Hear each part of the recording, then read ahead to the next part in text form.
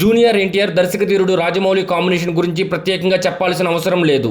ఇప్పటికే వీళ్ళ కాంబినేషన్లో student number 1, Simhadri, Yamadonga, RRR సినిమాలు వచ్చాయి. ఈ సినిమాలన్నీ కూడా ఒకదానికొకటి మించి బ్లాక్ బస్టర్ అయ్యాయి. ఇక ఇప్పుడు మరోసారి ఈ కాంబో సెన్సేషన్ క్రియేట్ చేయడానికి రెడీ అవుతుంది. అయితే ఈసారి రాజమౌళి దర్శకుడు కాదు, ఎన్టీఆర్ హీరోగా ఓ సినిమా నిర్మించడానికి రెడీ అవుతున్నాడు జక్కన్న. అది కూడా ఊహించిన బయోపిక్ అనేది వార్తల్లో రావడం ఆసక్తికరంగా మారింది. ఇప్పటి వరకు ఎప్పుడూ చేయని పాత్రలో ఎన్టీఆర్ నటించబోతున్నట్లు వార్తలు వస్తున్నాయి. భారతీయ సినిమా పితామహుడు దాదాసాహెబ్ ఫాల్కే పాత్రలో ఎన్టీఆర్ కనిపించబోతున్నట్లు బాలీవుడ్ మీడియాలో కథలు వినిపిస్తున్నాయి. 2 ఏళ్ల క్రితం రాజమౌళి సమర్పణలో మేడ్ ఇన్ ఇండియా అనే బహుభాషా చిత్రాన్ని రూపొందిస్తున్నట్లు ప్రకటించారు.